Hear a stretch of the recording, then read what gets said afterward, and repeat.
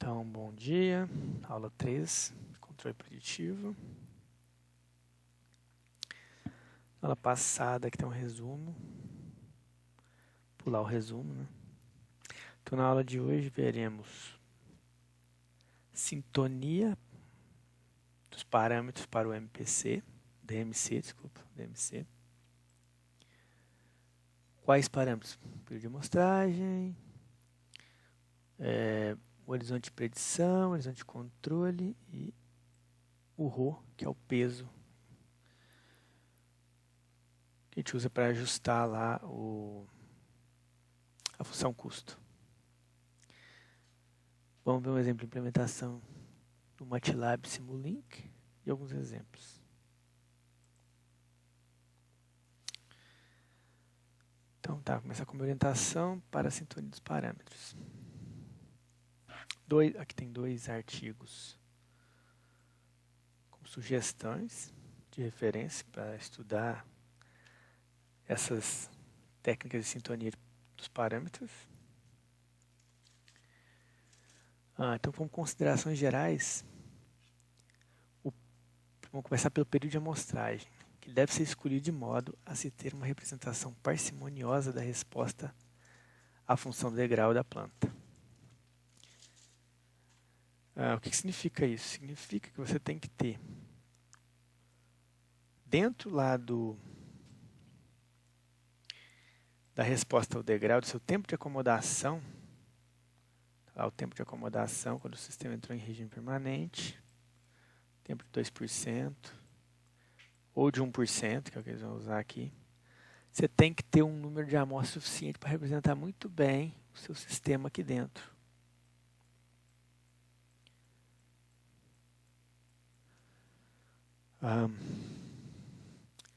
O horizonte de predição N deve ser aproximadamente igual ao tempo de acomodação. Então aqui também, o horizonte de predição tem que vir até aqui, pelo menos até aqui. Tempo de acomodação. O horizonte de controle usualmente é escolhido entre 1 e 6. Usualmente, tá? Que vai estar aqui no começo, o horizonte de predição. Alguns dos primeiros passos aqui está o M. Os primeiros períodos de amostragem. Quanto menor o valor de M, menores as ações de controle que a gente vai variar ali no início do controle preditivo, para fazer a análise, né, do controle preditivo. Quanto menores forem as quantidades de M, o controle será menos agressivo. Ou seja, mais lento e menor sensibilidade a ruídos. Mas se você deixa um controlador mais rápido, ele tem uma banda passante maior, então mais frequências são processadas e com isso o ruído também vai afetar o sistema. Sistemas mais lentos são, por natureza, menos sensíveis a ruído. Então, basicamente, ao diminuir a quantidade de intervalos aqui, de passos, né, do controlador, você também deixa o sistema mais lento. A diferença N-M deve ser suficientemente grande da ordem do tempo de acomodação para que o efeito das últimas variações no controle se manifeste dentro do horizonte de predição. Então vamos lá. Então ele falou aqui que o N-M tem que ser do tamanho do tempo de acomodação, mas N também tem que ser aproximadamente o tamanho do tempo de acomodação. Então na prática, N vai ser mais ou menos o tempo de acomodação, vou chamar de A aqui,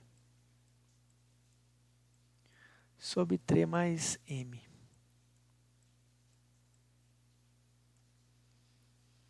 Tempo de acomodação. Quantos intervalos de período de amostragem tem aqui? Esse aqui é um número de amostras mais M, isso aqui vai ser maior que isso, na verdade. Só uma ideia aqui.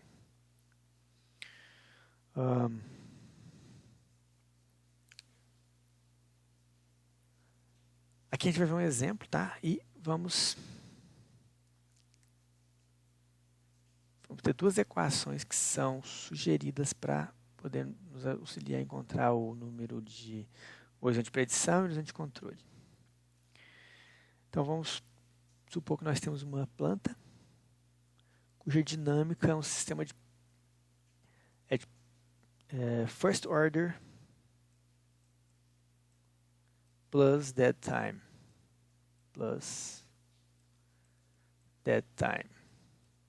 FOPDT, aqui, first order plus dead time. É sistema de primeira ordem com tempo morto. Típica sistema de controle de processos.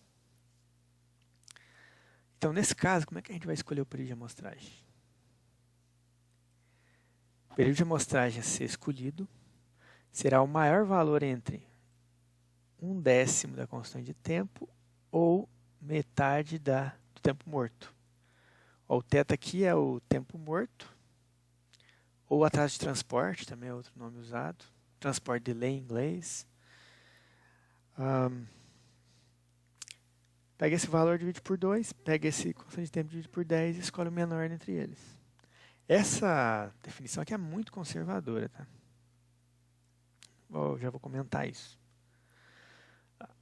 Então, para escolher o horizonte, isso aqui é para escolher o T, período de amostragem. Para escolher o horizonte de predição, utiliza-se essa equação aqui, que basicamente você pega o tempo de acomodação, nesse caso o tempo de acomodação adotado aqui é o de 1%, que dá 5 taus. Na verdade, 5 tal dá 99, quase 3%. Então, isso aqui seria 0,7% de erro, mas a gente chama de tempo de 1%. 5 tal. Soma com o tempo morto e agora divide pelo período de amostragem para saber o número de amostras que a gente precisa para ter esse valor de tempo de acomodação mais o tempo morto. E soma mais um ainda. Acredito que esse mais um seja por causa do arredondamento aqui, para arredondar sempre para mais, para ser conservador. Aqui, para o horizonte de controle, tal mais θ sobre t mais 1.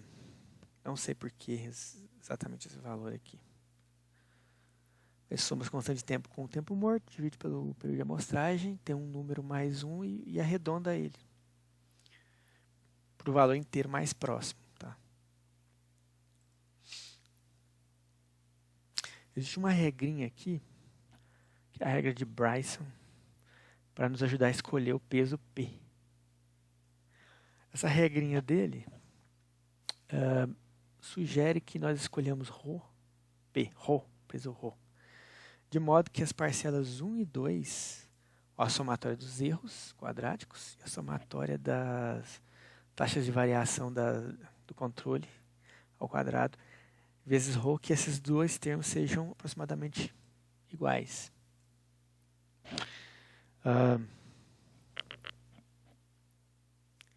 É difícil saber antemão os valores de y chapéu de k mais i, que são preditos, né? E delta chapéu de k mais i menos 1 também, que são preditos.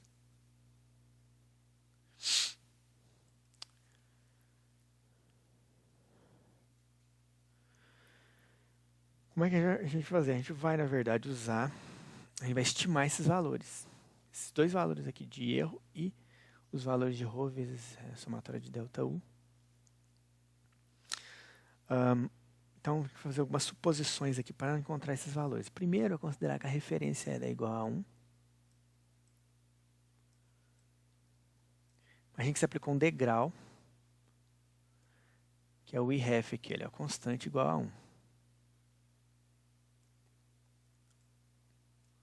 Então, considerar a aplicação de um degrau na entrada com amplitude adequada para conduzir a saída até 1.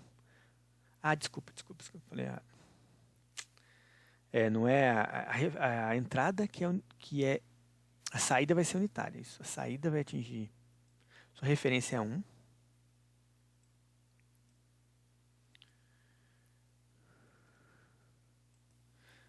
Então vamos lá, aqui até eu fiz confusão aqui. O y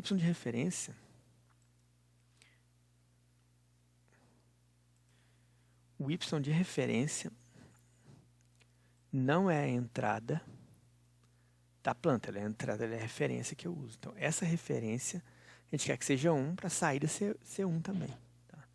Então, a gente vai aplicar um sinal de referência igual a 1, pode ser um degrau unitário aqui, de referência, e a saída a gente quer que ela faça alguma coisa assim e atinja 1. O que eu não sei? Eu não sei qual é o valor do meu U para fazer isso, mas esse é o valor do meu y de referência, que vai ser sempre 1 aqui. Agora a gente vai calcular qual é o valor de regime permanente da resposta a um degrau unitário na planta.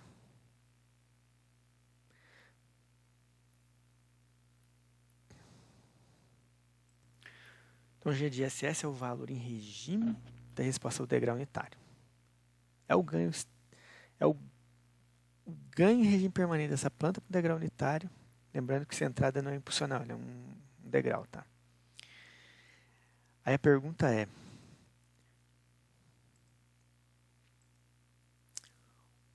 para que a saída seja conduzida até y de referência, deve-se aplicar uma entrada degrau com amplitude de 1 sobre G de SS. Então, olha lá. Está aqui meu sistema. Você quer que saia 1 aqui. Se essa planta tem um ganho de G de SS, se eu aplicar um sinal de entrada 1 que seja o inverso de G de SS, isso vezes o inverso de G de SS vezes G de SS dá 1. Então, na verdade, ele está falando que esse sinal aplicado na entrada aqui,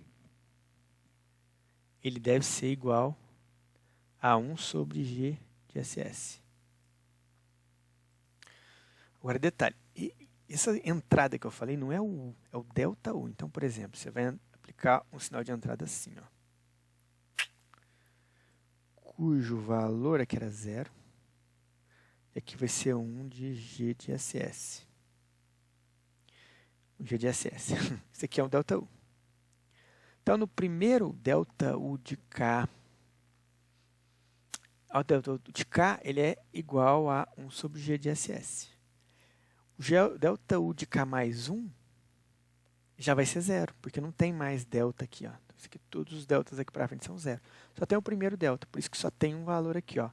É um somatório, mas todos os outros elementos são 0, só o primeiro termo, que é 1 por G de SS ao quadrado, que permaneceu. O resto é 0. Não tem mais termos a serem somados aqui.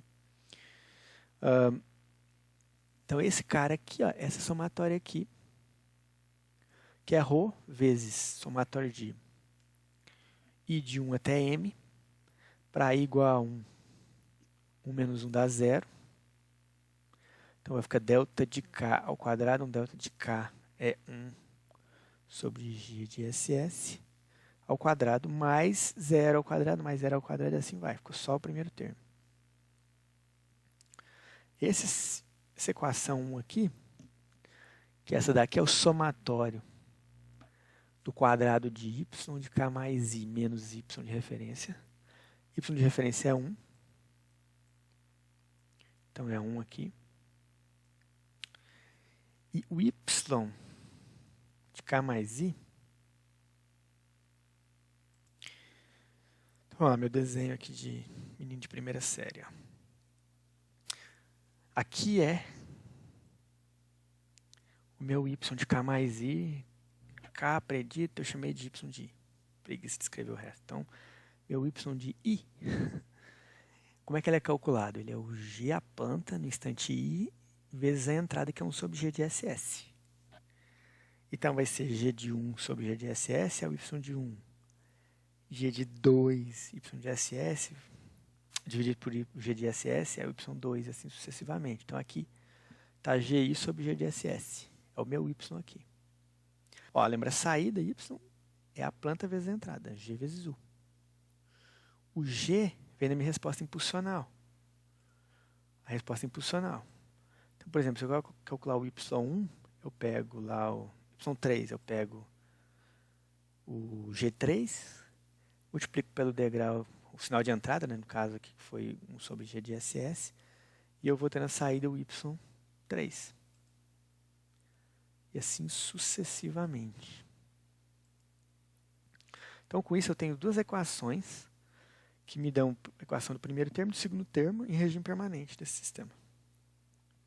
E agora, se eu igualar as duas equações aqui, eu consigo isolar esse ρ. Vai ficar isso aqui vezes G de SS ao quadrado. Aqui. Eu tenho uma equação que me permite calcular o valor do ρ para igualar essas duas expressões aqui, A1 e A2.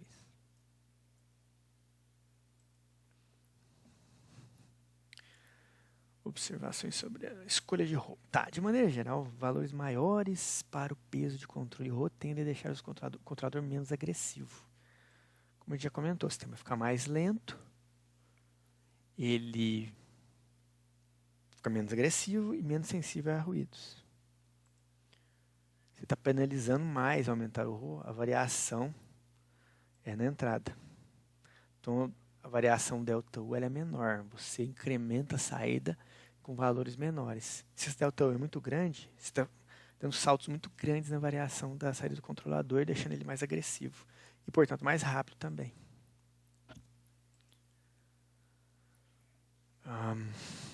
Aqui nós temos um exemplo, que é um trocador de calor.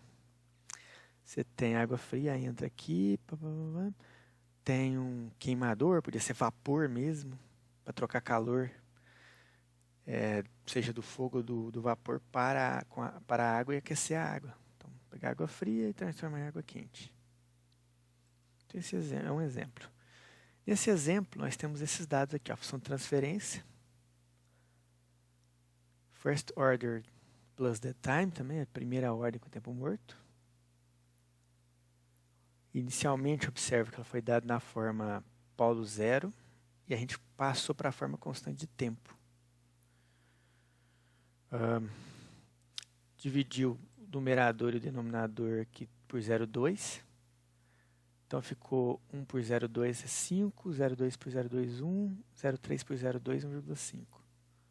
Passou para a forma constante de tempo. Então o meu tal está aqui explícito agora, igual a 5 segundos. O meu ganho estático, na forma constante de tempo, o ganho estático já está explícito diretamente aqui em cima, porque quando você fizer limite para S tendendo a zero, para saber qual é o valor final dessa função, isso aqui vai dar 0, isso aqui vai dar 1. O ganho estático é 1,5. Ele já é o K diretamente, sempre explícito. Então, sei o ganho estático, constante de tempo, tempo morto. Escolha os parâmetros do controlador DMC. Tá? Ok, então vamos encontrar os parâmetros. Primeiro, tempo de período de amostragem. O maior valor entre 0,1 tal e 0,5 teta. 0,1 vezes 5 dá 0,5. E 0,5 vezes 2 dá 1. Qual que é o maior? 0,5 ou 1? É 1. Então, o período de amostragem adotado será de 1 segundo. O horizonte de predição. N é o arredondamento de 5 tal mais teta dividido por T mais 1. 5 vezes 5, 25, com 2, 27. 27 dividido por 1, 27. Com mais 1, 28. Como o número é inteiro, não precisava ter arredondado. Mas, por exemplo, imagine se fosse 28,2. Ele arredondaria para 28. Horizonte de controle.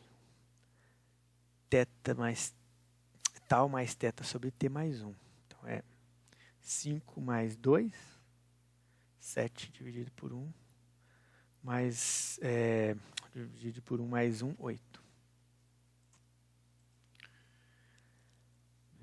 Aqui a gente vai usar a regra de Bryson para calcular o rosinho lá, lembra? Que é o GSS. Lembra, GSS é o ganho em regime permanente da sua planta, que no nosso exemplo é o K, que é o ganho estático da planta. Então, nesse caso, é 1,5. Aí aqui você tem que calcular para cada valor de G, G de 1, de 2, de 3, de 4, até número N que você for usar, no caso é 28. Então, de 1 a 28, vou ter que fazer esse somatório aqui. Ó.